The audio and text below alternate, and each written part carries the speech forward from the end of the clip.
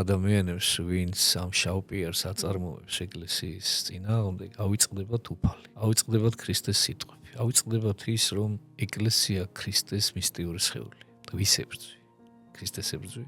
ერთი ადამიანი მითხარით, ვინც ქრისტეს ებრძოლა და გაიმარჯვა. აი ისტორიიდან მითხარით ერთი ესეთი ადამიანი. არ არსებობს ესეთი ადამიანი. ვის ეჭიდავებ? ქრისტე ამბობს, რომ მე ვარო ლოდიო თავსაკიდური, ვინც ამ ლუდს შეენარცხებაო, დაიმსხვრევაო. და ვისაც ეს ლუდის ზედ დაეცემო, გასრესო.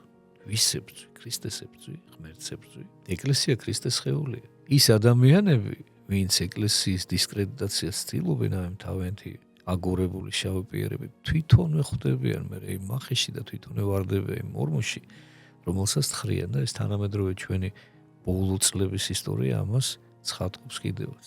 ეხლა აღარ მინდა ეხლა სახელებით ვისაუბრო და ეს დავაკონკრეტო და შეგვიძლია ჩვენთონ გადავალოთ თვალი ხო ჩვენ ხო ყველა ჩვენგანის თვალწინ მოხდა ის ადამიანები ვინც ებრძოდნენ ეკლესიას, ის ხელისუფლება რომელიც ეკლესიას ებრძოდა და უპირისპირდებოდა, ის ადამიანები რომლებიც პატრიარქს უპირისპირდებოდნენ, სად არიან დღეს?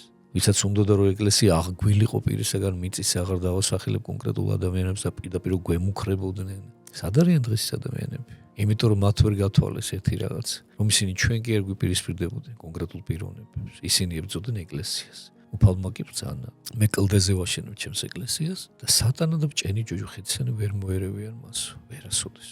ესეც ხდება. 20 საუკუნეზე მეტია 21 საუკუნე უკვე ქრისტეს ეკლესია არსებობს მიუხედავად გააფთრებული ბრძოლებისა, მიუხედავად ძალიან ბევრი გაბოროტებული ადამიანის სურვილისა, რომ აღარ არსებულიყო ქრისტეს ეკლესია. დღეს მაინც ვართ, დღეს მაინც ვარსებობთ. ეს იქნება, ვიდრე ქრისტეს მეორედ მოსვლამდე, აუცილებლად. იმიტომ რომ ეს უფლის სიტყვებია. უფალი კი ბრძანებს, რომ ცადა ქვეყანა შეიძლება წარხდეს და ჩემი ნათქვამი არც ერთი სიტყვა არ გარდავა. და ყველაფერი აღსრულდება ისე როგორც თქვი. ასეც არის.